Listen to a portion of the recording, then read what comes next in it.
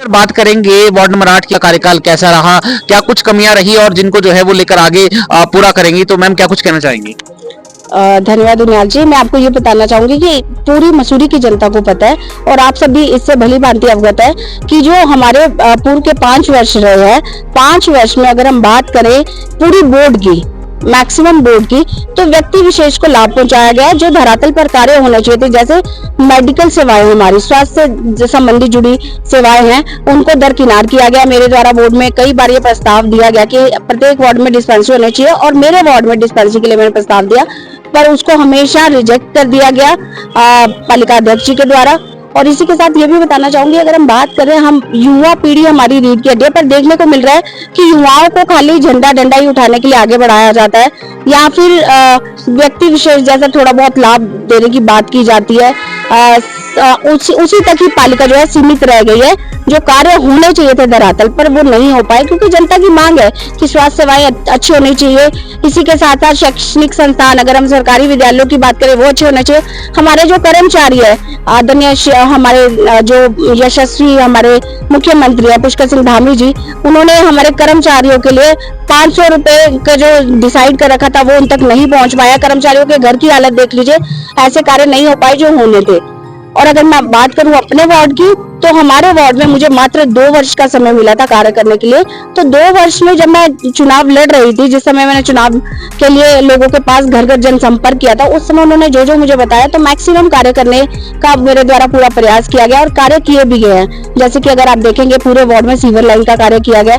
इसी के साथ साथ कहीं पे अगर ऐसा लगता था कि अनैतिक गतिविधियां जैसे चोरी जैसी कुछ चीजें हो रही है, दुर्घटनाएं हो रही है, वहां पर हमारे द्वारा कैमरा लगाए गए। कुछ एक ऐसे मोहल्लों में जहाँ पे लोग ड्रिंक करके सीधा अंदर चले जाते थे, वहां पे हमारी तरफ से गेट लगाया गया। तो ऐसे बहुत से कार्य हैं जो जगह जगह पे हमारे द्वारा किए गए हैं। पर ये कार्य मैं आपको बताना चाहूंगी, कुछ कार्य इसमें से ऐसे भी हैं जो हमारे निजी संसाधनों से किए गए हैं। अगर पालिका इस ओर ध्यान देती है और हमारे प्रस्तावों को स्वीकृत करती है, तो शायद आज जो देखने को मिल रहा है माहौल वैसा नहीं होता। आज सभी लोग डरे हुए हैं और कहीं ना कहीं भय भी लगता है। रात को जब माता बहनें बाहर निकलते हैं तो उन्हें भी डर लगता है। तो चाहे जैसे आपको मैंने बताया, कैमरा निजी संसाधनों से लगाया गया, जो गेट है निजी संसाधनों से लगाया गया। हम बोर्ड में चुन के तो जाते हैं, लेकिन जो भी अध्यक्ष पद पर जो भी हमारे जनप्रतिनिधि आते हैं, थोड़ा सा उनको सहयोग करना चाहिए।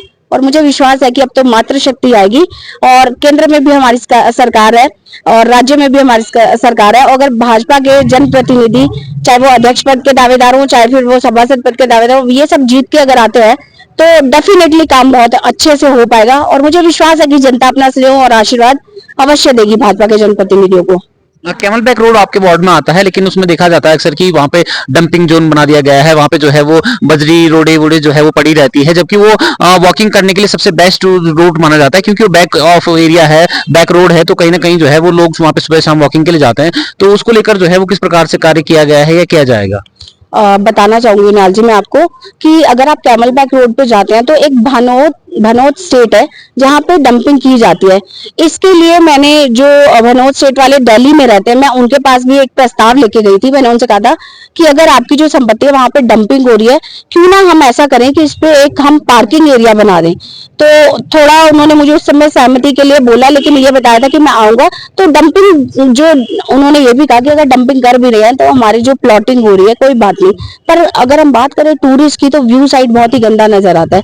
तो कहीं ना कहीं मेरे द्वारा हमेशा प्रयास किया गया, चाहे वो स्थानीय लोग हो, चाहे फिर वो दिल्ली में रह रहे हैं, मैंने हमेशा उनको कांटेक्ट करके उनसे बात करने की कोशिश की है कि ये एक ही हमारे पास ऐसी रोड है जहां पर शाम को या सुबह सभी लोग वॉकिंग के लिए जाते हैं, टूरिस्ट भी उधर से जाता है, तो हमें उसको ठीक से रखना चाहिए। और इसके साथ ये भी बताना चाहूंगी, कैमल बैक रोड को बनाने के लिए भी बोर्ड में मेरे द्वारा प्रस्ताव रखा गया था, पर मुझे ये कह दिया गया कि कैमल बैक रोड का बजट समवेयर 1 करोड़ 20 लाख के आसपास का होगा, तो अभी हम इसको पास नहीं कर सकते। पर अब मुझे विश्वास है कि आते ही सबसे पहला कार्य हम कैमल बैक रोड को बनाने का करेंगे, लेकिन ऐसे समय पे करेंगे जब क्या बोलते हैं किसी का कार्य बाधित ना हो। 5 साल अगर बात की जाए, पहाड़ों की रानी मसूरी न सिर्फ जो है उत्तराखंड बल्कि जो है पूरे भारतवर्ष में एक अलग पहचान जो है वो रखती है, लेकिन आज जिस प्रकार की स्थिति है, तो आपसे सिर्फ सिंपल सा ओवरऑल जो है वो जो कार्यकाल रहा है 5 साल बेमिसाल या बदहाल? देखिए, मैंने पहले भी कहा कि अगर हम ओवरऑल बात करें तो व्यक्ति विशेष को ही लाभ पहुंचा गया। मैं उसे बेमिसाल नहीं कहूंगी, मैं बदहाल ही कहूंगी।